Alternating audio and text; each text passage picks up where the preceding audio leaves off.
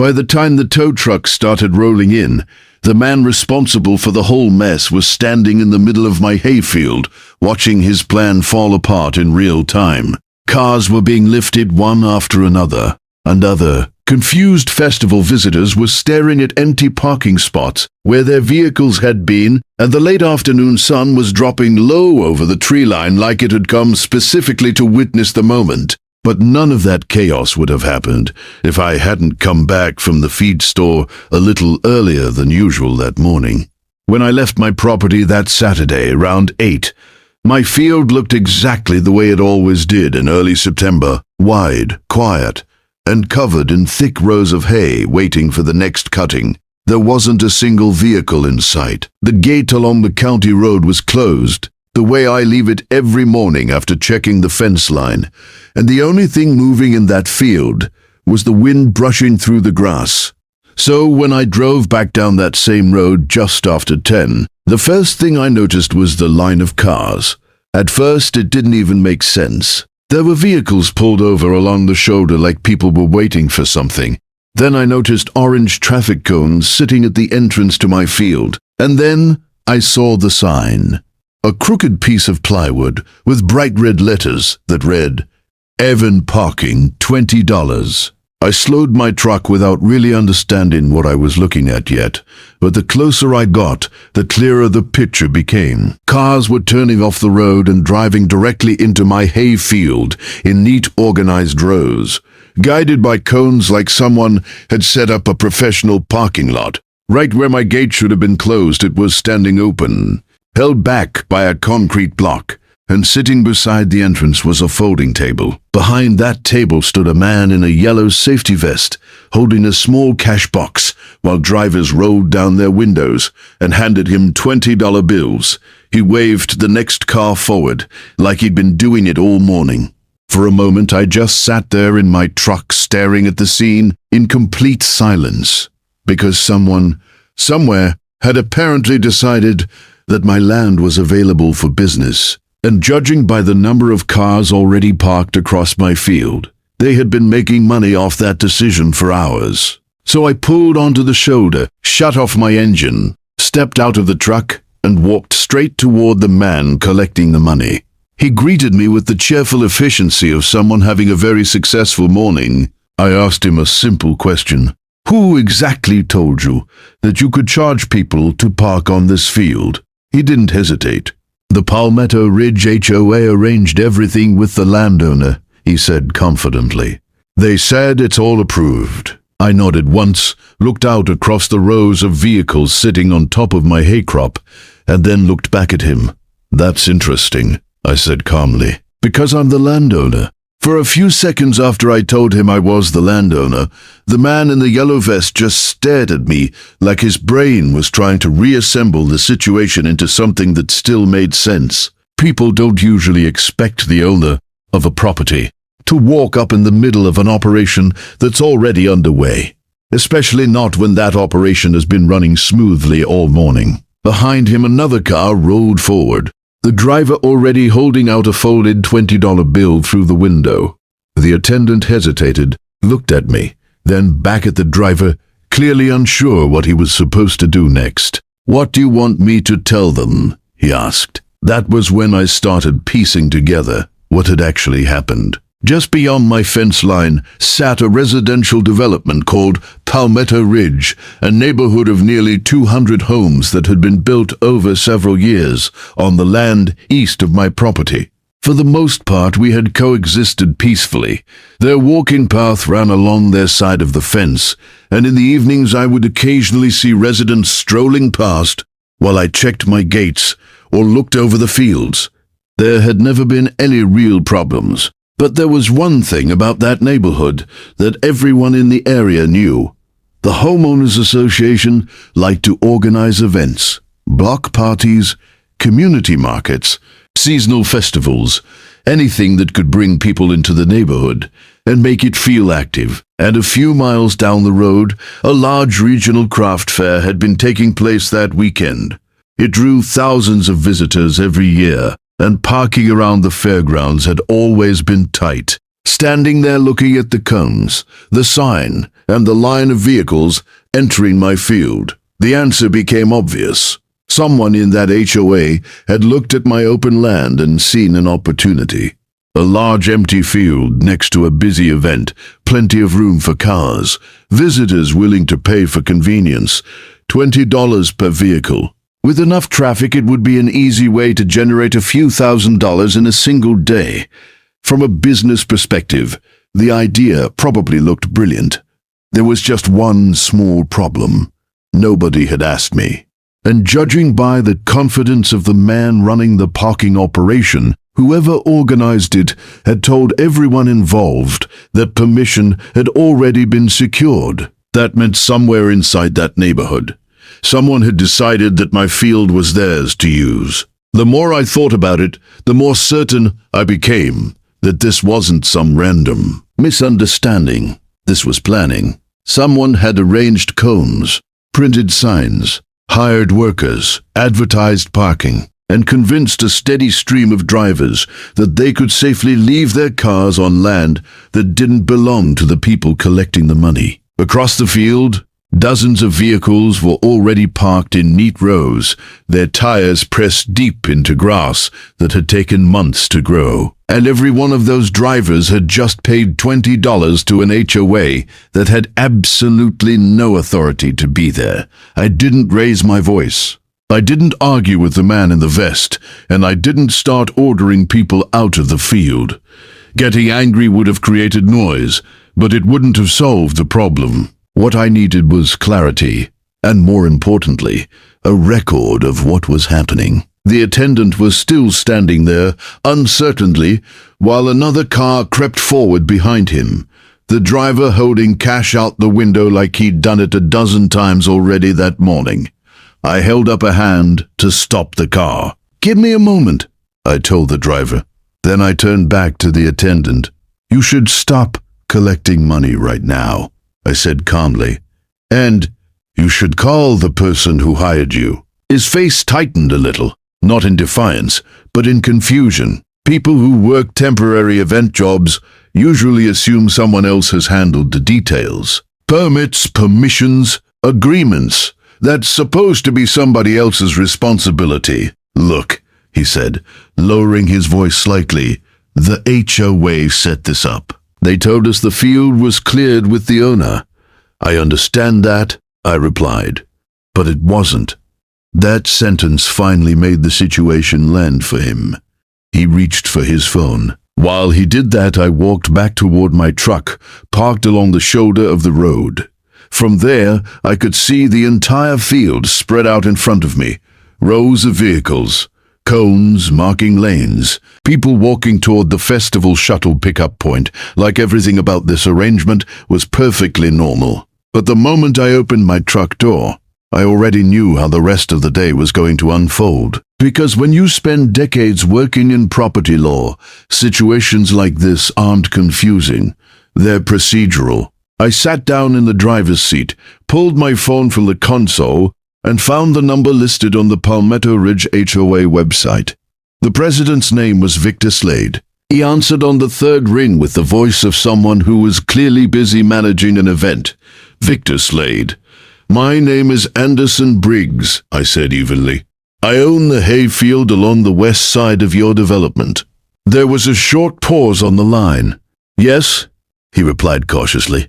"I'm standing in that field right now," I continued, "and there are roughly 80 cars parked on it while someone hired by your association is charging $20 a vehicle." Another pause, longer this time. Then Victor spoke again, but now his tone had shifted slightly. "Well, there may have been a misunderstanding." "I'm sure there was," I said. "So let me give you a chance to fix it." I explained exactly what needed to happen. The parking operation needed to stop immediately. No more cars entering the field. The vehicles already there needed to be cleared out, and he needed to come to my property personally so we could discuss the situation face to face.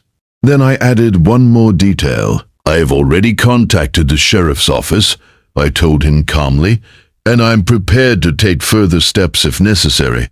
Victor exhaled slowly on the other end of the line. "I'm sure we can work something out." he said. I'm sure we can too, I replied. But you have 30 minutes to start fixing it. Then I ended the call, and that 30-minute window was the last easy opportunity he was going to get. Once I ended the call with Victor, the quiet part of the situation was officially over.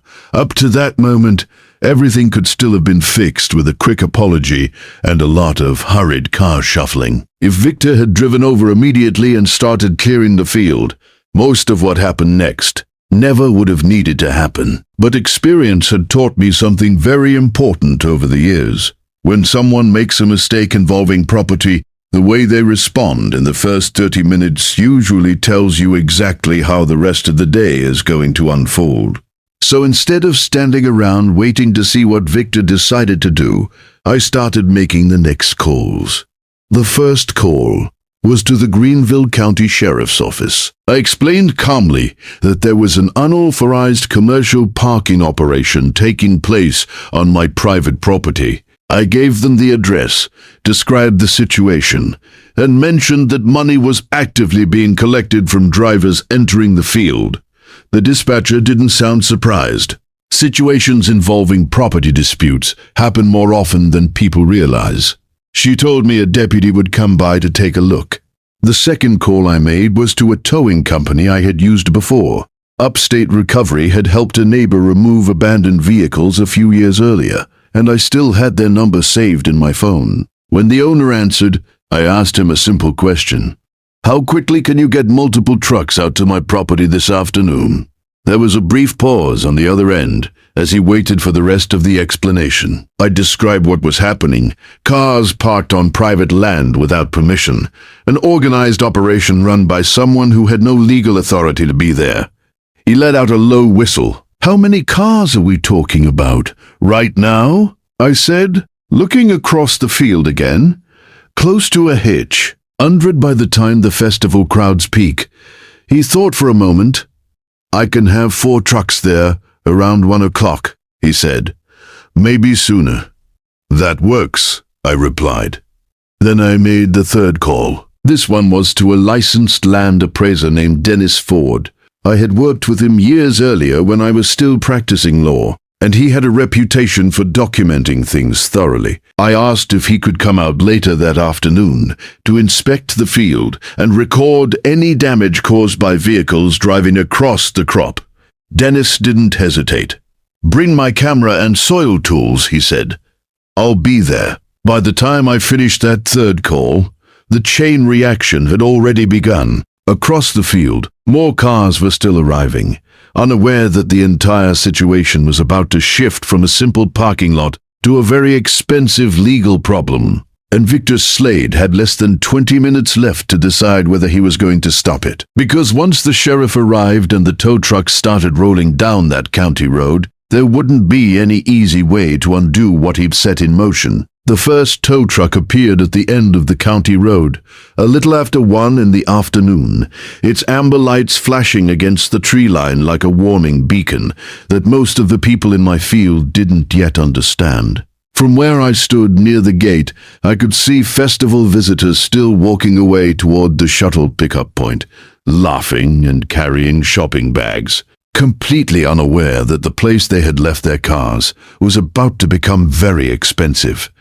Behind that first truck came another, then another. 4 heavy wreckers in a row rode slowly down the road and pulled onto the shoulder beside my field entrance. The drivers stepped out, looked across the rows of vehicles sitting on top of my hay crop, and exchanged the kind of quiet glances that tow truck operators give each other when they realize they've just arrived at a very busy job. One of them walked over to me. You? The property owner? He asked. I am, I replied. He nodded once and pulled out a clipboard. Authorization to remove everything inside the gate? Yes. I signed the form without hesitation. Within minutes, the operation started. Tow trucks spread out across the field with the slow, methodical rhythm of people who had done this kind of work thousands of times before. Hydraulic arms lowered, metal hooks slid under chassis, chains tightened, and the first vehicle lifted slightly off the ground as the driver secured it for transport. Then the truck rolled forward. One car gone, then another and another. The process was steady and mechanical, like watching pieces being removed from a giant board game one by one. By that point, the sheriff's deputy, who had arrived earlier, was still standing nearby, observing the situation and occasionally answering questions from confused drivers who were returning to the field after realizing something strange was happening. Those drivers had expected to find their cars waiting where they left them. Instead, they found tow trucks. Some reacted with shock, some with frustration, a few with anger. But the moment the deputy explained what had happened, that the HOA had no legal permission to use the property, and that the vehicles were parked on private land without authorization, the arguments usually faded into stunned silence. Most of them had paid $20, believing the parking was legitimate. Now they were learning their cars were sitting on tow trucks, headed for an impound lot. The tow operators worked with quiet efficiency, loading vehicles and hauling them away toward the main road before the next truck rolled forward to take its place. Over the next several hours, the rows of parked cars, slowly disappeared. One by one, hook, lift, drive away. By mid-afternoon, the once crowded field looked completely different. And somewhere out there, dozens of festival visitors were about to discover that the $20 they paid for parking had just turned into something much, much more expensive. By the time Victor Slade finally pulled into the gravel shoulder outside my gate, the damage to his plan was already impossible to hide. Tow trucks were scattered across the field like slow-moving insects, lifting one vehicle after another, while a growing crowd of confused festival visitors stood near the road, staring at the empty spaces where their cars used to be. Victor stepped out of his SUV and froze for a moment. From the look on his face, it was clear he had expected a conversation. What he found instead was an operation already well underway. Another car lifted into the air behind him as a tow truck tightened its chains, the hydraulic arm whining loudly in the afternoon air. The driver secured the vehicle, climbed back into the cab, and slowly pulled forward across the grass. Victor watched the truck roll past him toward the road. Then he looked across the field. Rows that had been full earlier that morning were now broken apart by patches of empty ground, where vehicles had already been removed. Several more trucks were moving methodically through the remaining lines, hooking the next set of cars, while frustrated drivers paced nearby holding their phones. It took Victor several seconds to process what he was seeing. Then he walked toward me. "You didn't have to do this," he said the moment he reached the gate. I leaned against the wooden post and watched another truck secure a sedan about 50 yards away.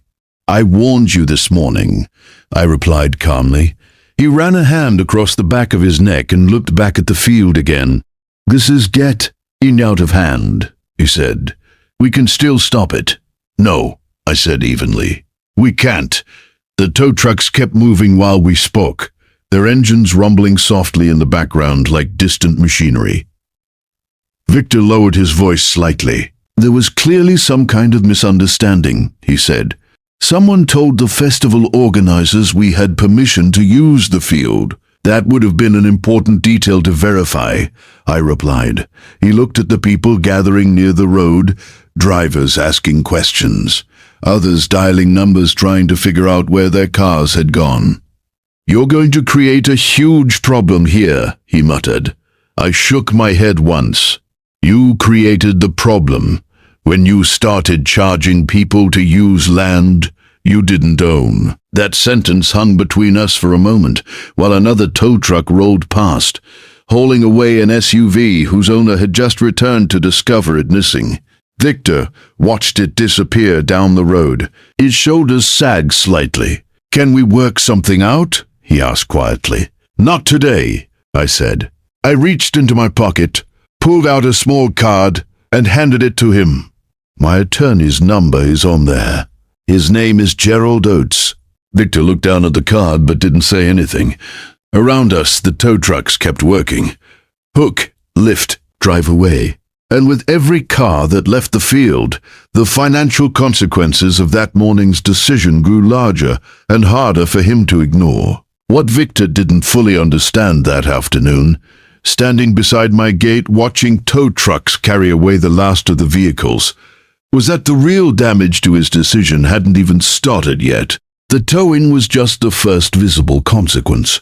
The expensive part was going to unfold slowly over the following weeks, because once lawyers get involved, situations like this stop being chaotic and start becoming very organized. By Monday morning, my attorney Gerald Oates had already reviewed everything I sent him. Photographs of the field, the deputy's incident report, the receipts showing the HOA had collected parking fees, and the written assessment from the land appraiser documenting the damage caused by vehicles driving across the hay crop. His reaction was simple. This is about as straightforward as these cases get. The legal filing that followed covered several separate issues at once: trespass on private property, unauthorized commercial use of land, and the cost required to repair the damage done to the field itself. Each of those items carried its own financial consequences, and together they created a situation that the HOA couldn't easily explain away. But that wasn't the part that really complicated things for them. The real pressure started coming from the drivers. More than 100 people had paid the HOA $20, believing they were parking in a legitimate lot. Instead, many of them had spent the rest of that weekend trying to track down their vehicles at an impound yard and paying towing and storage fees to get them back, and a surprising number of those people decided they want that money returned. Within a few weeks, claims began appearing in local court records, drivers seeking reimbursement for the towing charges they had paid because they had been directed onto land the HOA had no legal right to use. One lawsuit might have been manageable. Dozens of them were something else entirely. Suddenly the HOA wasn't just facing a property dispute with the landowner. They were dealing with a growing stack of complaints from festival visitors, each one tied back to the same decision made that Saturday morning. The financial pressure built quickly. Legal fees piled up. Settlement discussions began. Insurance companies got involved. And eventually the HOA was forced to resolve the entire situation through a settlement that cost far more than the few $1,000s they had collected from parking fees that day. Inside the neighborhood, word spread fast. Residents learned that the parking idea meant higher association expenses, increased dues, and months of legal trouble that could have been avoided with one simple phone call asking permission. Not long after that, the community held a vote. Victor Slade was removed from his position as HOA president. Months later, when spring returned and the field had been restored, I stood near the fence line one quiet morning looking across the grass as it grew back thick and healthy again. No cones, no signs, no rows of cars. Just an open field the way it was supposed to be. Because the truth about land is something people sometimes forget when they see empty space. Just because something is open doesn't mean it's available. And the person whose name is on the deed always has the final say.